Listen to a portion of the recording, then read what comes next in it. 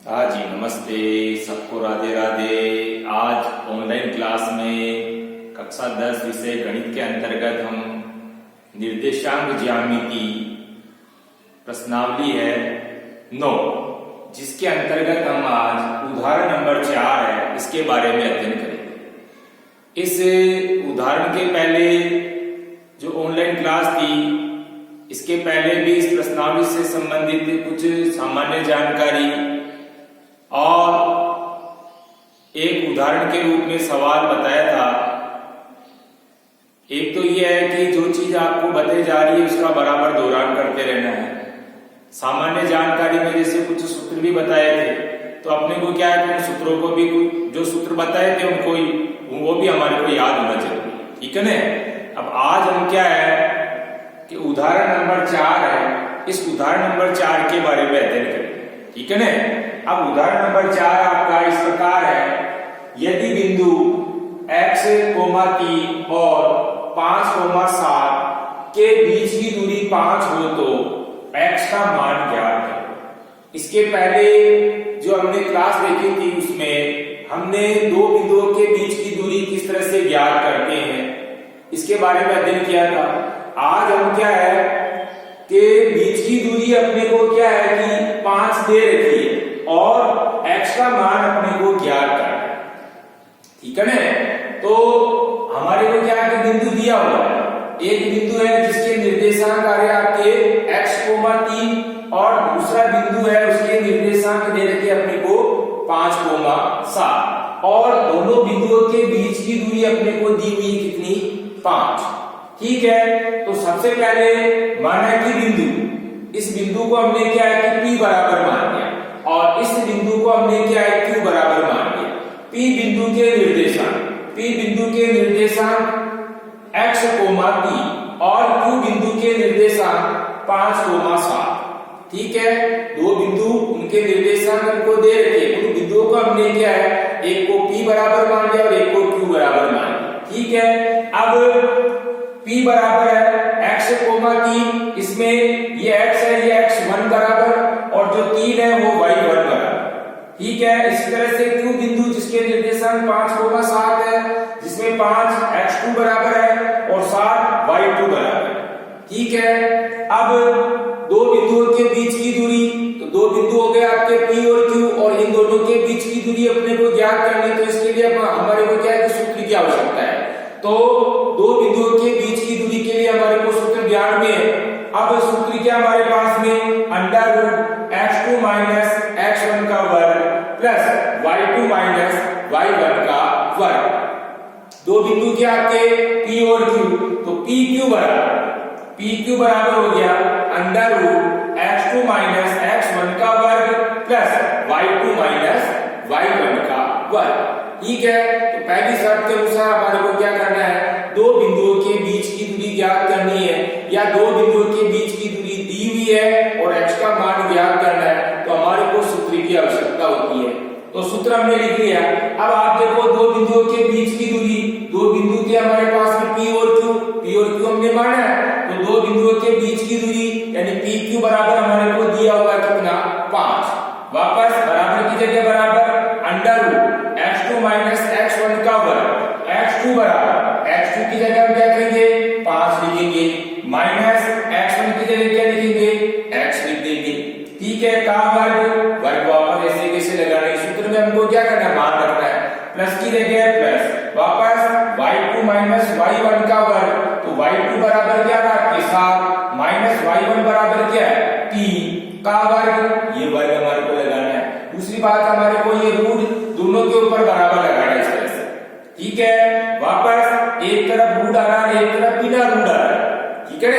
तो हम क्या करेंगे, जब इस तरह की स्थिति आ जाती है, एक तरफ रूट वाली संख्या दे रखी है और एक बिना रूट की संख्या दे रखी है, तो दूसरी तरफ जब बिना रूट है तो हमारे को क्या है कि सबसे पहले जहां रूट दिया हुआ है उस रूट को हटाना है।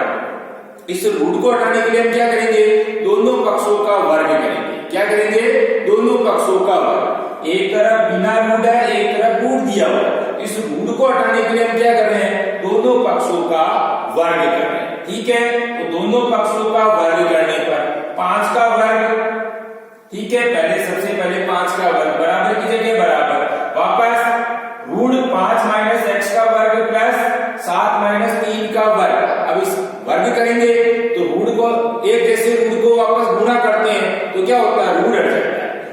√2 और इंटू √2, एक जैसे रूट की संख्या तो हम उसका वर्ग करते हैं तो क्या होता है, रूट हट जाता है। वैसे क्या है कि यहाँ पे हम क्या कर रहे हैं, इसका वर्ग कर रहे हैं, तो यानी इस वाली संख्या को वापस क्या करेंगे, इसी से गुणा करेंगे, तो यहाँ क्या होगा, रूट हट जाएगा। तो रूट हट जाएगा तो हमारे पास क्या बचा, 5 - x का वर्ग प्लस 7 - 3 का वर्ग। ठीक है ना, हमारे को क्या करना, दोनों पक्षों का वर्ग करना, इधर 5 का भी वर्ग करना और इधर ये रूट वाली संख्या इसका भी हमारे को वर्ग करना। तो इधर वर्ग किया तो 5 का वर्ग हो गया और इधर वर्ग करेंगे तो क्या होगा, रूट हट जाएगा। ठीक है, अब रूट हट जाएगा तो रूट हटने के बाद हमारे पास में अब यहाँ 5 का वर्ग है, तो 5 को वापस 5 से गुणा करेंगे, तो 5 को 5 से गुणा किया तो यहाँ क्या किया आपने, 5 × 25 हो गया, बराबर की जगह बराबर हो गया। वापस हम क्या करेंगे, 5 - x का वर्ग, यानी 5 - x को हम क्या करेंगे, 5 - x से गुणा करेंगे, तो 5 - x को 5 - x से गुणा करने पर हमारे पास क्या आ गया, 25 - 10x + x²। ठीक है ना, यानी हमने क्या किया, 5 - x को वापस 5 - x से गुणा किया, फिर वापस प्लस की जगह प्लस आ गया, 7 में से 3, अब 7 में से 3 निकल गए तो कितने बचे, 4 बचे, लेकिन वापस उसका क्या करना, हमारे को वर्ग करना है, तो 7 - 3 किया तो 4 हो गया, 4 का वापस वर्ग करेंगे, तो वर्ग करने पर हमारे पास क्या हो गया, 16 हो गया। ठीक है, इस तरह से हमारे पास में 25 बराबर 25 - 10x + x² + 16, यानी हमने क्या किया, इधर भी वर्ग किया, बराबर के बाद इधर भी हमने क्या किया, वर्ग किया दोनों का, तो वर्ग करने के बाद में हमारे पास में ये संख्या प्राप्त हुई, वापस 25 की जगह 25।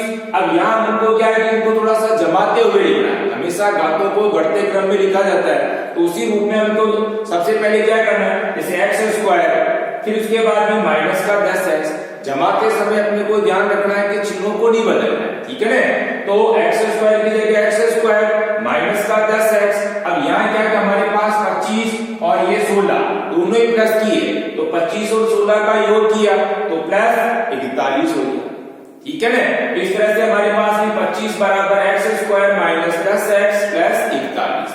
ठीक है, अब उसके बाद में देखो आप वापस हम क्या करेंगे, इस 25 का पक्षांतर कर देंगे, तो x² माइनस 10x ये तो ऐसे कैसे लिखना है और प्लस 41 ये भी ऐसे कैसे, लेकिन इसका हम क्या कर रहे हैं, पक्षांतर कर रहे हैं, पक्षांतर करेंगे कभी ये प्लस में है, तो जैसे इधर पक्षांतर करेंगे तो ये क्या हो जाएगी, माइनस का 25 और बराबर 0। इस तरह से हमारे पास में x² minus 10x plus 41 minus 25 बराबर 0, तो x² माइनस 10x ये तो ऐसे कैसे, लेकिन यहाँ क्या हमारे पास में दो संख्या है, एक प्लस में आ रही है और एक माइनस में आ रही है, तो हम क्या करेंगे, अलग अलग चिन्ह इसलिए बाकी निकालेंगे, तो 41 में से हमने क्या किया, 25 को बाकी निकाल दिया, तो हमारे पास क्या बचा, प्लस के 16 बच गया।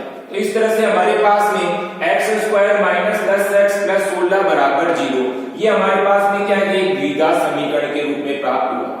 ठीक है, अब इसको वापस हल करना है, तो हल करने के लिए हम क्या करेंगे, वापस गुणनखंड विधि से इसको हल करेंगे, तो गुणनखंड विधि से हल करेंगे तो प्रथम पद और अंतिम पद का गुणा, प्रथम पद और अंतिम पद का गुणा करने पर तो हमारे को कितने चाहिए, 16 चाहिए, उसके बाद में यहाँ जोड़ने का निशान है, तो जोड़ने पर हमारे को कितने चाहिए, 10 चाहिए, तो बीच वाली के दो टुकड़े हमारे को ऐसे करने हैं कि गुणा करें तब तो हमारे पास में 16 हो जाएगा और जोड़े तो कितने हो जाएंगे, 10 हो जाएगा। ठीक है, तो इस तरह से x² ये तो ऐसे कैसे, अब इसे माइनस 10x के दो टुकड़े करें, तो दो टुकड़े हमारे पास में क्या हो गए, माइनस का 8x और माइनस का 2x।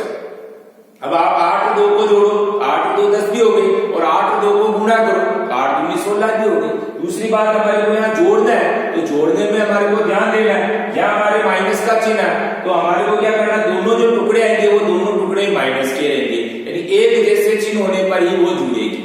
ठीक है ना, इस तरह से हमारे पास में दो टुकड़े क्या हो गए, एक तो माइनस का 8x हो गया और एक माइनस का 2x हो गया, और बाकी प्लस 16 ये ऐसे के ऐसे। ठीक है, यानी प्रथम पद ऐसे कैसे है और अंतिम पद तो ऐसे कैसे लिखना है, लेकिन बीच वाली के हमारे पास में दो टुकड़े, तो बीच वाली के दो टुकड़े क्या हो गए, माइनस के 8x और माइनस के 2x। ठीक है, ये बराबर 0 ऐसे कैसे। ठीक है, अब इस हिसाब से हमारे पास में x² minus 8x minus 2x और प्लस 16 बराबर 0। हमारे पास में 4 पद हो गए, 4 पद में से ये दो अलग करना और ये दो अलग करना, इन दोनों में से कॉमन निकालना, इन दोनों में कॉमन क्या निकल गया, x निकल गया, x² ही रहेगा, ये माइनस 8x में से x निकल गया तो बचा क्या हमारे पास 8 बच गया।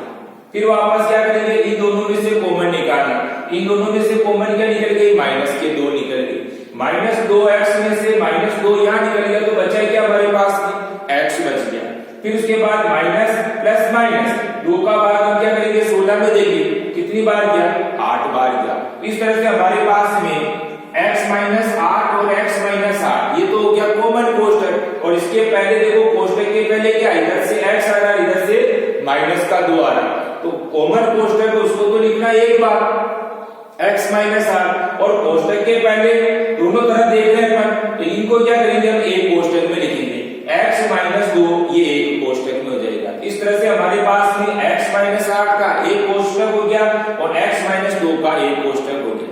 ठीक है, अब x माइनस 8 बराबर 0, तो पक्षांतर करेंगे तो क्या हो जाएगा x बराबर 8, यानी पक्षांतर करेंगे तो क्या हो गया, माइनस का था वो क्या हो गया प्लस का हो गया। इस तरह से हमारे पास में x का मान क्या हो गया, x बराबर 8 हो गया। इसी तरह से x माइनस 2 बराबर 0, यहाँ भी हम क्या करेंगे पक्षांतर करेंगे, तो इस तरह से पक्षांतर करेंगे तो अभी माइनस में है, जैसे पक्षांतर करेंगे तो यहाँ क्या हो जाएगा x बराबर 2। तो इस तरह से हमारे पास में x का जो मान आया वो x का मान क्या हो गया, x का मान 8,2। इस तरह से हमारे पास में ये दोनों क्या हो गए हमारे पास में आंसर के रूप में, यानी x का मान क्या हो गया 8, x का मान क्या हो गया हमारे पास में 2, यानी 8,2 ये हो गया हमारे पास में x का मान। ठीक है ना, तो अब इस तरह से हमने इस प्रश्न को हल करने की कोशिश की, यानी बीच की दूरी हमारे को दे रखी थी और दो बिंदु है उनमें से एक बिंदु के अंदर हमारे पास में x छूटा हुआ था, उस x का मान ज्ञात करना था। इस तरह से हमने क्या किया x का मान निकाला, तो x का मान क्या हो गया हमारे पास में 8,2, यानी 8,2 ये हमारे पास में x का मान जाएगा, x बराबर क्या हो गया 8,2। ठीक है, अब आपको क्या करना है SW में वापस पुनः इसी प्रश्न का दोहरान करना, लेकिन इसके पहले हम क्या करेंगे वीडियो को अच्छी तरीके से देखेंगे, उसके बाद इसी प्रश्न को क्या करेंगे बिना देखे हल करने की कोशिश करेंगे। ठीक है ना, एक तो हमारे को सूत्र ध्यान में होना जरूरी है, दूसरा वीडियो को पहले अच्छी तरीके से देखना, उसके बाद बिना देखे इसको हल करने की कोशिश करना। ठीक है, धन्यवाद, राधे राधे, जय श्री कृष्णा।